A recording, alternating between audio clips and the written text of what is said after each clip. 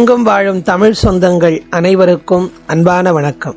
கந்தர் அலங்காரத்தினுடைய ஒவ்வொரு பாடலுடைய விளக்கத்தையும் நாம் சிந்தனை செய்து கொண்டு வருகின்றோம். அந்த வகையிலே இன்றைக்கு அருணகிரிநாதர் அருளி செய்திருக்கக்கூடிய ஆழ்ந்த மன வருத்தத்தையும் முருகப்பெருமானுடைய கருணையும் வெளிப்படுத்தக்கூடிய அற்புதமான இந்த பாடலை பார்க்கலாம். நினம் காட்டும் கொட்டிலை விட்டு ஒரு வீடு எய்தி நிற்கும் குணம் காட்டி ஆண்ட குரு தேசிகன் குறச்சிறுமான் பணம் காட்டு அல்கிற்கு உருகும் குமரன் பத அம்புயத்தை வணங்கா தலை வந்து இது எங்கே எனக்கு இங்கன் வாய்த்ததுவே என்பது அருணகிரிநாதர் அருளி செய்த கந்தர் அலங்கார பாடல். சரி, வரிக்கு வரியான விளக்கத்தை பார்க்கலாம். நினம் காட்டும் கொட்டிலை விட்டு. நினம் என்று சொல்லக்கூடிய வார்த்தைக்கு மாமிசம் என்று பொருள். கொட்டில் என்று சொல்லுகிறார். கொட்டில் என்றால் கூண்டு என்று சொல்லலாம், அல்லது உடலை மூடி இருக்கக்கூடிய ஒரு உரை என்று கூட சொல்லலாம். இந்த நினம் காட்டும் கொட்டிலை என்ற வரிகளில் மனித உடலை அருணகிரிநாதர் இங்கே சொல்லுகிறார். இந்த உடல் வெளியில் அழகாக தோன்றினாலும் அதன் உள்ளே மாமிசம், இரத்தம், எலும்பு, நரம்பு ஆகியவற்றால் ஆன நிலையற்ற அமைப்பு என்பதை இங்கே நமக்கு அருணகிரிநாத பெருமான் நினைவூட்டுகிறார். அதனால் இப்படி இந்த நிலையற்ற உடலின் மீது அதன் அழகில் மயங்காமல் அதன் நிலையாமையை உணர வேண்டும் என்பதே இந்த பாடலின் முதல் கருத்து. அடுத்ததாக ஒரு வீடு எய்தி நிற்கும் என்று சொல்லுகிறார். வீடு என்றால் என்ன? நாம் இருக்கக்கூடிய வீடா? இல்லை.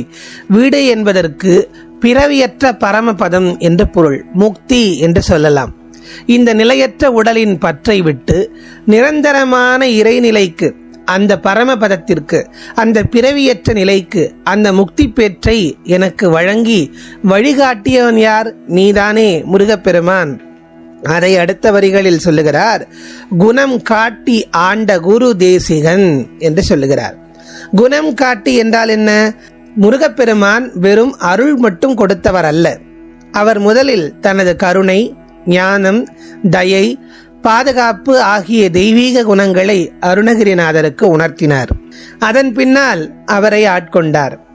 இது சைவ சித்தாந்தத்தில் அருள் முதலில் வருகிறது, பின்னர் ஞானம் மலர்கிறது என்ற கருத்தோடு ஒத்துப்போகிறது. ஆகவே அருணகிரிநாத பெருமான் முதலில் முருகப்பெருமானுடைய கருணையை எல்லாம் உணர்ந்து முருகன் அவனை ஆட்கொண்ட பிறகுதான் அவருக்கு ஞானம் கிடைத்திருக்கிறது என்பதை நாம் உணர வேண்டும். அப்படி ஞானத்தை கொடுத்தவன் யார்? எப்போதுமே ஞானத்தை வழங்குபவரை நாம் என்ன சொல்லுவோம்? குரு என்று சொல்லுவோம். அதைத்தான் அருணகிரிநாதர் பதிவு செய்து காட்டுகிறார். குரு தேசிகன். குரு என்றால் அறியாமையை அகற்றுபவர்.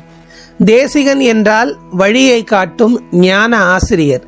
முருகப்பெருமான் அருணகிரிநாதரின் தெய்வம் மட்டுமல்ல, அவரின் குருவும் ஆவார். அறியாமையிலிருந்து ஞான நிலைக்கு அழைத்து சென்றவர் என்பதை இங்கே நமக்கு அடிக்கோடிட்டு காட்டுகிறார். அடுத்ததாக குறச்சிறுமான் என்று இங்கே குறிப்பிடுகிறார். குறச்சிறுமான் என்றால் அது வள்ளியம்பிகை குறிக்கக்கூடிய ஒரு சொல். அழகிய குறவர் குலத்தில் பிறந்த இளம் பெண் என்று வள்ளி அம்பிகையை குறிப்பிடுகிறார். குறச்சிறுமான் பணம் காட்டு அல்கிற்கு உருகும் குமரன் பத அம்புயத்தை. பணம் என்றால் இங்கே குறிப்பிடுவது காசை குறிப்பிடுவது அல்ல. பணம் என்பதற்கு பாம்பு என்று சொல்லக்கூடிய ஒரு பொருள் உண்டு. பணம் காட்டும் அல்குல் என்றால் பாம்பை போல மெலிந்தும் அழகாகவும் வளைந்தும் இருக்கும் இடையை கொண்டவள் யாரு? அந்த வள்ளியம்பிராட்டியை குறிப்பிடுகிறார். இப்படி வள்ளி அம்பிகையினுடைய அழகை வர்ணித்து அப்படிப்பட்ட வள்ளி அம்பிகையினுடைய அன்பில் உருகியவர் முருகப்பெருமான். இங்கே அந்த காதலை குறிப்பிடுகிறார். இங்கே காதல் என்பது உலகியலான காதல் மட்டுமல்ல, இறைவன் பக்தர் மீது கொண்ட கருணையின் அடையாளமாகவும் பார்க்கப்படுகிறது. அடுத்ததாக பணம் காட்டும் அல்கிற்கு உருகும் குமரன் பத அம்புயத்தை என்று குறிப்பிடுகிறார். பதம் என்ற சொல்லுக்கு திருவடி என்று பொருள். அம்புயம் என்றால் தாமரை. தாமரை போன்ற மென்மையும் தூய்மையும் அருளும் நிறைந்த முருகப்பெருமானுடைய திருவடிகளை, அடுத்த வரிகளில் இப்படிப்பட்ட முருகப்பெருமானுடைய திருவடிகளை வணங்கா தலை வந்து இது எங்கே எனக்கு இங்கன் வாய்த்ததுவே என்று கேட்கிறார். இந்த பாடலுடைய முழு இதயமாக குறிப்பிடப்படுவது இந்த வரிதான். அருணகிரிநாதர் தன் தலையை குற்றம் கூறுகிறார். இவ்வளவு கருணையுள்ள முருகப்பெருமானின் திருவடியை வணங்காமல் இருந்த இந்த தலை எனக்கு எதற்கு? இது தன்னைத்தானே தாழ்த்தி கொள்வதல்ல, உண்மையான பக்தனின் மனநிலை.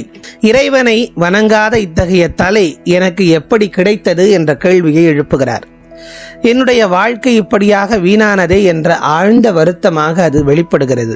இந்த உடல் நிலையற்றது, ஆனால் உடலுக்குள் இருக்கும் ஆன்மா இறைவனை அடைய பிறந்தது. உடல் என்பது ஒரு கருவி, அதன் மூலம் இறைவனை உணர வேண்டும். அந்த வாய்ப்பை வீணாக்காமல் வாழ வேண்டும் என்பதே இந்த பாடலின் ஞானம். நாம் தினமும் கண்ணாடியில் முகத்தை பார்க்கிறோம், ஆனால் நம் தலை இறைவனை வணங்குகிறதா? நம் நாக்கு இறைவன் நாமத்தை சொல்கிறதா? நம் கைகள் தர்மம் செய்கிறதா? இந்த கேள்வியை நமக்குள் எழுப்புவதற்காகவே அருணகிரிநாதர் இந்த பாடலை சுட்டிக்காட்டுகிறார். இந்த பாடல் நமக்கு ஒரு பெரிய உண்மையை உணர்த்துகிறது. உடல் அழிந்துவிடும், செல்வம் நிலையில்லாமல் போய்விடும், புகழ் மறைந்துவிடும். ஆனால் இறைவன் திருவடியை அடைந்த வாழ்க்கை மட்டுமே நிலையானது. எனவே முருகப்பெருமானின் திருவடிகளை தினமும் நினைத்து நம் தலையால் வணங்கி அவரின் அருளில் வாழ்வோம். மீண்டும் அடுத்த கந்தர் அலங்கார பாடலில் சந்திப்போம். அதுவரை நன்றி, வணக்கம்.